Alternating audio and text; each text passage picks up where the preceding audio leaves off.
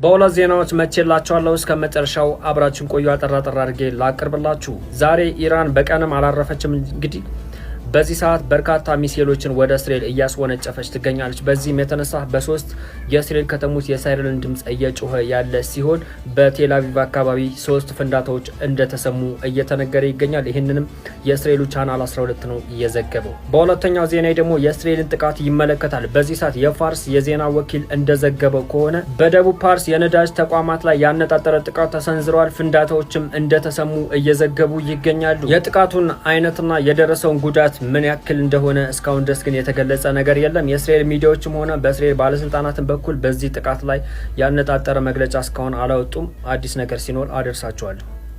በደም ሼር፣ ኮፒ ሊንክ፣ ሪፖስት እያደረጋችሁ አዳርሱት። በሌላ ዜና መለሳለሁ።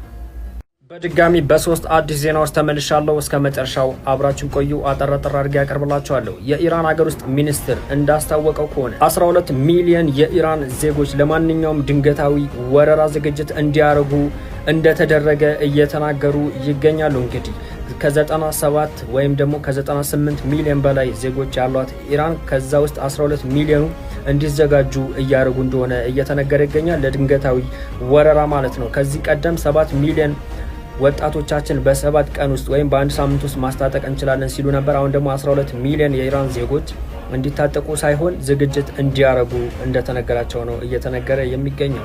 በሁለተኛው ዜና በትላንትናው እጅግ አስገራሚ የተባለው የኢራን ጥቃት በእስራኤል እንደፈጸመች ቅድም ነገራችሁ ነበር። በዛም የእስራኤል ሚዲያዎች በተለይም ደግሞ የእስራኤል ቻናል 12 እንደዘገብ ከሆነ በትላንትናው ምሽት ብቻ 4 እስራኤላውያን እንደተገደሉ እየተናገረ ይገኛል። እንግዲህ የእስራኤል ሚዲያዎች አምነው 4 ካሉ ወይ በርካታ ቁጥር ነው ማለት ነው። እነሱ በጣም ቀንሰው ለፕሮፓጋንዳ እንዲመቻቸው ጥቂቱን ነው የሚናገሩት ማለት ነው። የተረጋገጠ ነገር እስካሁን አልተገኘም፣ ወይም ደግሞ በኢራን በኩል የተገለጸ ቁጥር የለም። በሶስተኛው ዜና እንግዲህ በዚህ ሰዓት ኢራንና አሜሪካ የተኩስ አቁም ጊዜያዊ ማለት ነው የተኩስ አቁም ስምምነት ሊያደርጉ ይችላሉ እየተባለ ይገኛል። ነገር ግን አሜሪካ ካቀረበችው መስማሚያ ነጥብ አንዱ የሆርሙዝ ሰርጥ ይከፈትልኝ የሚል ነበረ። ታዲያ በዚህም ጉዳይ ላይ ኢራን አቋሟን አስታውቃለች። ለሁለተኛ ጊዜ ኢራን የሆርሙዝ ሰርጥን እንደማትከፍት አስታውቃለች ለአደራዳሪዎቹ ማለት ነው።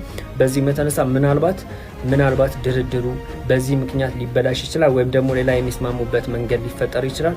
አላሁ አለም። እሱ ሌላ መረጃ ሲመጣ የማደርሳችሁ ይሆናል። በዚህ ጉዳይ ላይ ግን ኢራን አቋሟን አሳውቃለች ማለት የሆርሙዝ ሰርጥን በማንኛውም ሁኔታ እንደማትከፍት ማለት ነው። በመጨረሻም አንድ ቪዲዮ ለጋብዛችሁ። በቅድሙ ዜና ላይ የኢራኑ አዲሱ ጠቅላይ መሪ ሙጅተባ ኻሜኒ የእስራኤል የኒውክሌር ጣቢያ የሚገኙበትን አካባቢዎች ሲመለከቱ የሚያሳይ ምስል ወጥቶ እያንጫጫ ነው ብያችሁ ነበረ። ቪዲዮውን ከላይ ለጋብዛችሁ። እንደምትመለከቱት ይሄ በርካታ የአሜሪካና የእስራኤል ደጋፊዎችን ግራ ያጋባ ነገር ሆኗል። ምክንያቱም በበርካታ ጊዜ የአሜሪካው ፕሬዚዳንት ዶናልድ ትራምፕም ሆነ በርካታ የነሱ ደጋፊ የሆኑ ሚዲያዎች ሙጅተባ ኻሜኒ ጉዳት ደርሶበታል ወይ መንቀሳቀስ አይችልም ሲሉ ነበረ። ነገር ግን ያው ከላይ እንደምትመለከቱት ወታደራዊ ኃይሎች ባሉበት ቦታ ላይ ተገኝተው እንግዲህ ስራቸውን በስርዓቱ እየሰሩ እንደሆነ የሚያሳይ ነው። ከላይ ቪዲዮ ላይ ጋብዣቸዋለሁኝ እና በጣም መነጋገር የሆነ አዲስ ቪዲዮ ነው። ልጋብዛችሁ ብዬ ነው። ቅድም ዜናውን ቅድም ነገራችሁ ነበረ። በሌላ ዜና መለስላችኋለሁ። ይህ ቪዲዮ ስንሳደረሳችሁ ከየት ሆናችሁ ነው የምትከታተሉ? ኮሜንት ላይ አስቀምጡት። በደንብ ሼር፣ ኮፒ ሊንክ፣ ሪፖስት እያደረጋችሁ አዳርሱት። በሌላ ዜና መለሳለሁ።